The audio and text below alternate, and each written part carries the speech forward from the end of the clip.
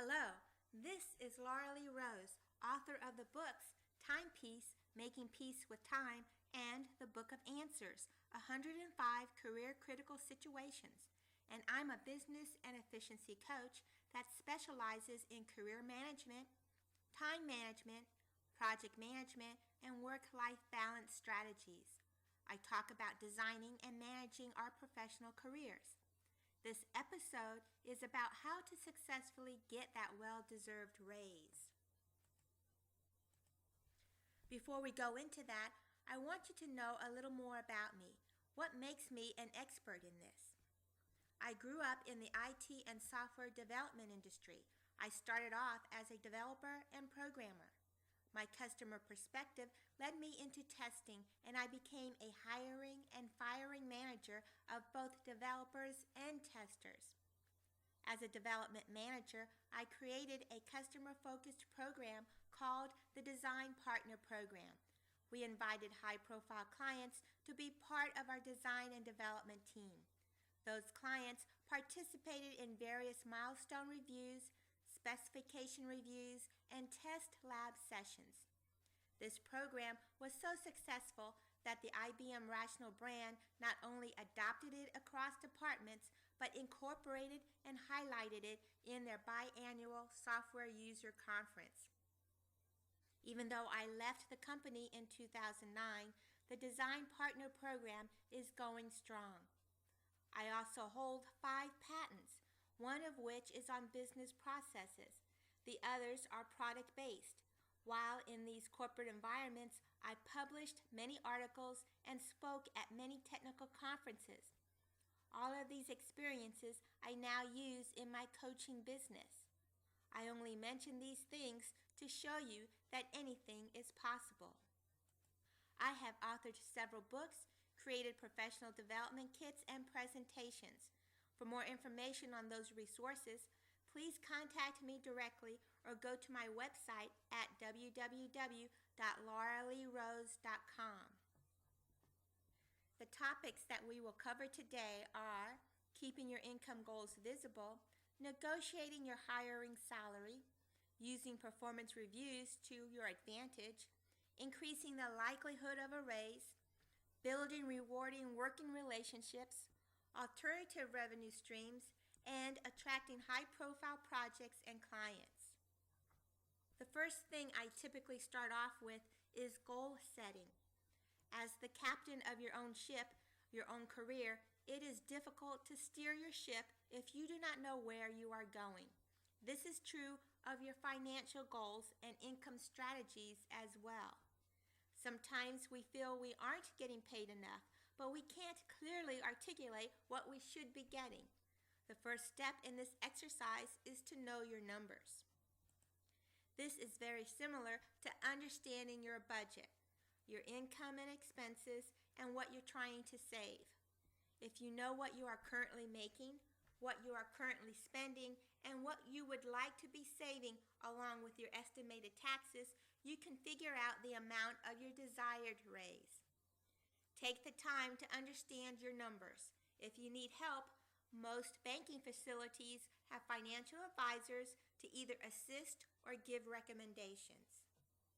Also, do your homework in regards to the industry salary standards. Most employers and job applications will ask your desired salary. Don't be afraid to ask for what you want. Many people lowball their desires because they ask for only the amount they feel the company will pay them. But remember that the hiring process is one of the few times in which you can negotiate salary.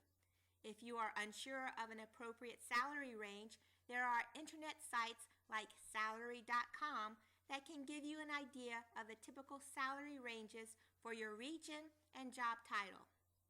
Using a range in your salary request assists as well. One suggestion is to make sure that your desired salary is in the middle of the industry standard range. This provides you room for growth in respect to raises. If you want to increase your salary range beyond the recommended industry range, investigate the salary of adjacent titles. Jobs that use the same transferable skills but in a slightly different job role. A test manager may have similar skills or transferable skills that a project manager has, but the project manager position might command a higher salary and more room for advancement. More information about this can be found in the IT Professional Development Toolkit. Another way to increase your salary is to gain additional certification, licenses, degrees, or additional accreditations.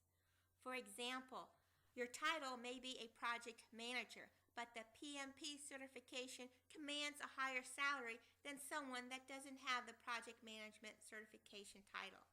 An example of how adjacent job searches can be used to increase your salary range is: take a tester. The transferable skill of a tester is similar to a developer and technical support engineer. Those jobs can lead to additional adjacent job opportunities. For more information on transferable skills and how to better use them, check out the IT Professional Development Toolkit. It's a comprehensive course, and it goes into the who, what, where, when, why, and how of all of these things. This is an example of how certification and branding can increase your individual, team, and company value. You don't need to change jobs to take advantage of a certification or higher degree. Once you receive the higher education, certification, or license, you are in a better position to get that raise because you have elevated your entire department with that level of standardization. Publishing books and articles is another way to add credibility to your reputation. Holding patents and giving speaking engagements is yet another way to add credibility. Many companies also give additional bonus or pay for writing articles, achieving various patent levels, and being keynote speakers at various conferences. Regardless of your current role and responsibilities, it is good to understand your career path and opportunities. This is an example of a single-layer career opportunity for a test engineer. Although it seems limited, when you add the adjacent opportunities, as we discussed by implementing your transferable skills to this list, you have exponentially increased your career vision and possible destinations. Remember that at each next rung of the ladder that you step, you will have a different vantage point and viewpoint. The ideas and desires that you have on one rung of the ladder may have changed when you have risen to rung 5 or 6. Therefore, understanding your adjacent opportunities, even if it seems a lateral move, is advantageous. Another important consideration is how you are spending your time and effort. Time is money. If you are a Band 9 employee doing Band 8 or 7 tasks, then you are doing yourself a disservice. Come performance evaluation time, you will be compared to other Band 9 employees who are actually doing Band 9 activities. Since you are doing tasks that are below Band 9 expectations, even though you are being asked to do them and they are critical to the operations of your department, you have set the stage to receive a below expectation performance review. This is the general rule in business. In your organization, understand the roles and responsibilities that are associated with your employment grade. To get promoted, start reaching out and requesting activities above your employment grade. To get demoted, continue to accept tasks below your employment grade. Negotiating your hiring salary. This is a funny article, but sometimes employers make decisions based on perceived need as well as performance. One simple example: a single person without a family, is sent on more extended travel trips than a married person because it is perceived that their personal life will be less affected.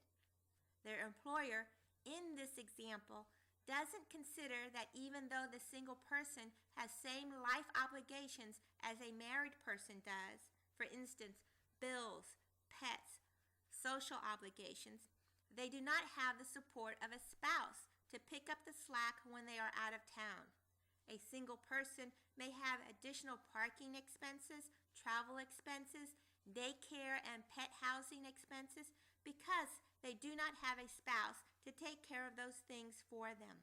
A single person does not have a spouse to drop them off at the airport, pay the bills, maintain the house, pick up the mail, feed and water the pets and plants for them while they are on extended travel. They have to pay someone to do it. Sometimes it's the same with raises. Employers may feel that a married person with children need more money than a single person does. This is why we need to do our homework.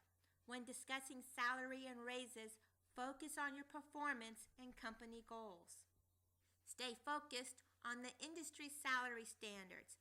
Understand the typical hourly rate and yearly salary, regardless of family status.